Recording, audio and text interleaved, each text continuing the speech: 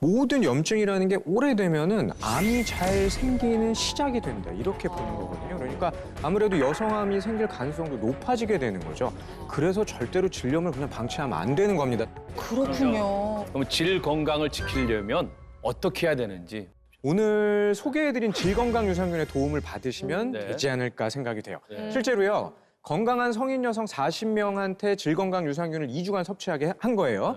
그랬더니 대조군에 비해서 질 내 유익균이 3배 이상 증가했다 그러고요. 섭취를 중단하고 일주일 뒤에도 질 내 유익균이 증가한 상태로 유지됐다. 네. 이런 연구 결과가 있어요. 오, 이미 질염에 걸린 사람도 효과를 볼 수 있다는 거네요.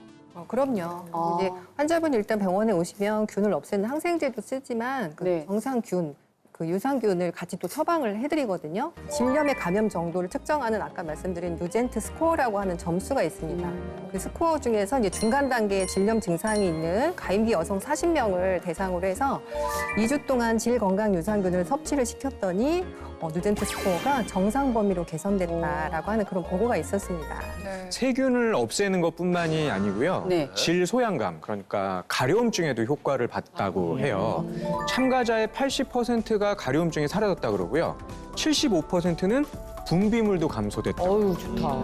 이 질염의 제일 큰 고통이 뭐 가려움증이라고 하셨는데 그것만 사라져도 사실 삶의 질이 달라질 것 같아요. 네. 그런데 이 질염은 재발이 쉬운데 이 질건강 유산균을 먹으면 그 재발을 막을 수 있다는 말씀이신가요? 그렇죠. 이제 질염은 질 안에 이제 유익균하고 유해균 비율이 깨지면서 생기는 거라고 했잖아요. 그래서 방치하게 되면은 언젠가 회복이 되긴 하지만 시간이 너무 오래 걸린다는 거죠. 그래서 그 사이 동안 또 염증이 생기고 계속 재발이 될 수가 있어서 정상균으로 일단은 대체를 해주는 게 일단 굉장히 중요하거든요.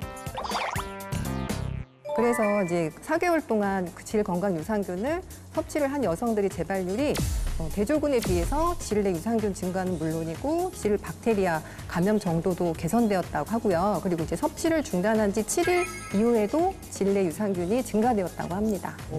나이든 저도 같이 좀 먹고 네. 그리고 딸도 이제 예방 차원으로도 같이 먹어야겠어요. 네.